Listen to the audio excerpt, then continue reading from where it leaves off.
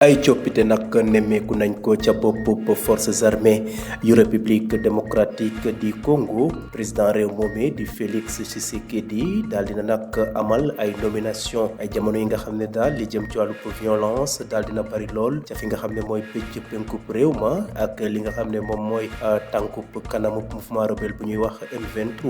ca fa nga xam ne moom mooy territoire bu libéraux nekk ca pëcc gànnaaru Kivu décision yi nga xam ne de la président bi jël bokk na ci daal remplacé bu ñu remplacé ki nga xam ne moom mooy chef d'état-major général des armées bu RDC général d'armée boobu nga xam ne moom mooy Christian Chiwewe Sogesa moom nag moom moo nekkoon ca bopp l'armée ba daal dina nag daal dinañ tekki ndomb tànkam moom de loolu la président bi xamle ginnaaw moom bu mu amee lu tollook ñaari at ci bopp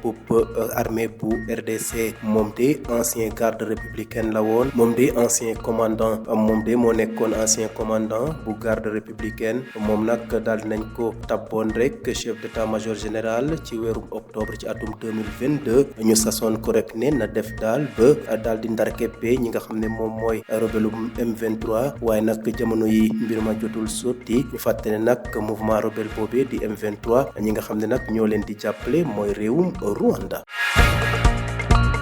jóge fi nga xam ne nag moom mooy région des Grands Lacs dem ci Afrique de l'Est cyclone bu ñuy wax Chido daal dina def jéeya ca fa nga xam ne moom mooy Mozambique lu tollook juróom-ñaar fukki nit ak ñett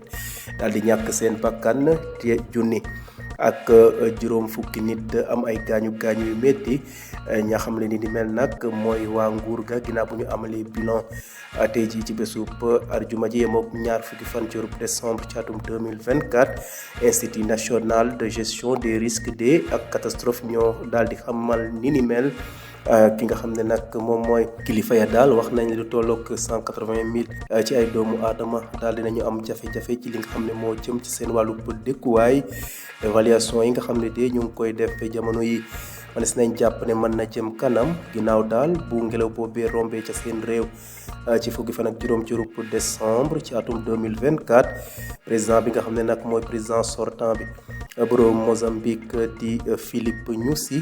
wax na ne daal dinañ yónnee ay équipe de secours ca bëj ganaaru réew ma rawatina gox yi nga xam ne ñoom la mbir mi gën a laal di Nampula Niassa Cabo Delgado di ñetti gox yi nga xam ne nag ñoom ñoo nekk ca province boobe te li nga xam ne mooy ngelaw bee sonn leen lool ginnaaw bu mu fa jaaree. jeexale xibaaru bitim réew yi ca fa nga xam ne moom mooy Moyen-Orient ñaari ONG yi di Human Rights Watch ak waa Médecins sans frontières ñoom daal ñu ngay déggal ne de Israël ñaawteef la nga xam ne ñoom la ñu def ca bande de Gaza loolu dëgg la te ñoo ngi koy déggal te jàpp nañ ne sax dañ koo jàppee ca la nga xam ne moom mooy génocide jëmale ci askanu Palestine accusation yooyee de ginnaaw buñ ko yëkkatee Israël nag daal dina mer weddi ni mel wax ne daal la nga xam ne la ñu wax dañ koo jëlee daal yoonu bañ xeetu doomu Israël autorité israélienne nag wax nañ ne ñoom de ñoo daal di fexe daal ba samp ay fexe daal ba li jëm ci wàllu ndox ñu daal di ko nag ñàkkal ca fa nga xam ne mooy bande de Gaza ngir toroxal askan ba nga xam ne moo nekk ca réew moomee ba tax na nag Israël daal li ñu def moo tax ba lu tollook junni doomu aadama ñàkk seen bakkan ci li nga xam ne moom mooy bande de Gaza. Human Rights Watch nag moo daal di bind ni mel ginnaaw bu mu doon amal communiqué bi nga xam ne moo gunge li nga xam ne moom mooy enquête am bi nga xam ne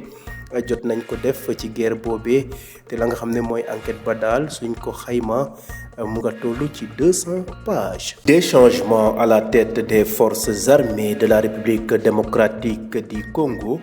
Le président Félix Tshisekedi a procédé à une série de nominations dans un contexte de montée des violences dans l'est du pays et de progression du M23, particulièrement dans le territoire de Lubero au nord Kivu. Parmi ces décisions, le remplacement du chef d'état-major général des FARDC, le général d'armée Christian Chiwewe Sogesa cède ainsi sa place à la tête des forces armées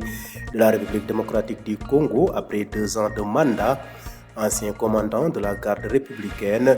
Il avait été promu chef d'état-major général en octobre 2022. En octobre 2022, avec pour mission de contrecarrer l'avancée du M23, mouvement rebelle soutenu par le Rwanda.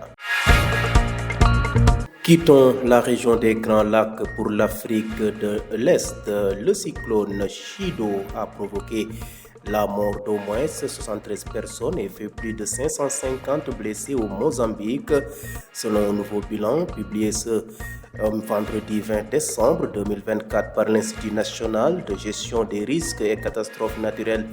de ce pays d'Afrique australe. Selon les autorités de Maputo, plus de 180 000 personnes sont en outre sinistrées. Une évaluation encore à affiner sur le terrain 4 jours après le passage, le 15 décembre de Chido. Le président mozambicain sortant Filipe Nyusi annonce l'envoi d'équipes de secours dans le nord à Nampula, Niassa, Cabo Delgado, les 3 provinces les plus affectées du pays.